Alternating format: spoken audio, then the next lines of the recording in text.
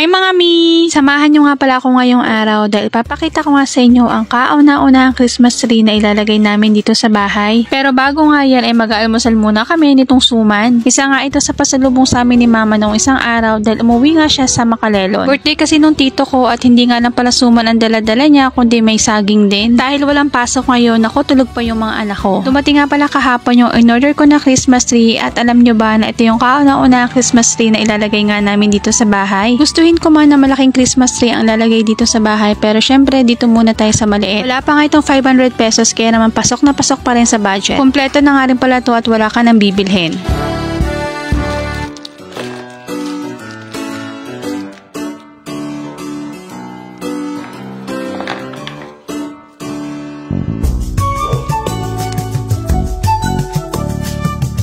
Sobrang dali lang niyang i-assemble at kasama na nga rin pala itong box na paglalagyan. At dahil napaka-cute lang naman ng ating Christmas tree ay hindi nga ako mamamroblema kung saan ko ba ito ilalagay dito sa bahay. Maliit lang kasi yung space namin dito sa salas kaya naman yung mga ganitong Christmas tree lang talaga yung mga prefer ko. Nagandahan nga rin ako sa mga kasama niyang pan-decor at pang-ilaw. Gusto ko sana nakasama nga yung mga bata sa paggawa nitong aming Christmas tree pero naku mga tulog pa kaya ako na lang muna. Tuwang-tuwa talaga ako ngayon dahil ngayong taon ay meron na nga kaming Christmas tree dito sa bahay. Promise talaga ako na ngayong taon meron dapat kaming ganito kahit maliit lang. At nang matapos na nga ako sa pagde-decorate ako, gumising na nga yung mga bata. Kaya naman eto sila nga yung pinaglagay ko nung star sa Christmas tree namin. Ganito nga pala itsura niya kapag walang ilaw at ganito naman kapag may ilaw.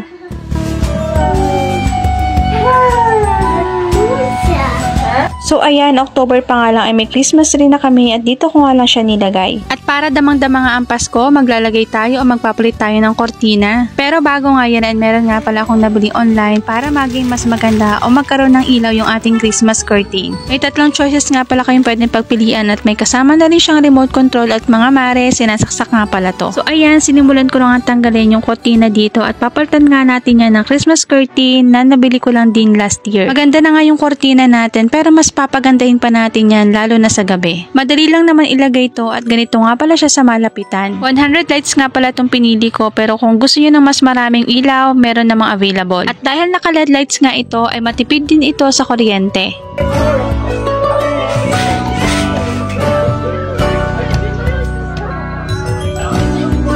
Sobrang ganda at na-amaze talaga ako sa ilaw niya. Hindi pa nga tayo tapos mga middle, papalitan ko naman itong ating kortina sa lababo. So etong lababo namin, hindi pwedeng walang kortina yan dahil nga yan ay medyo sira-sira na din. Pati na nga rin pala itong basahan dito sa kusina ay nagpalit na rin ako. So yun lang mga mi, salamat sa panonood at kung may nagustuhan ka, ilalagay ko na lang sa comment section at sa yellow basket. Bye!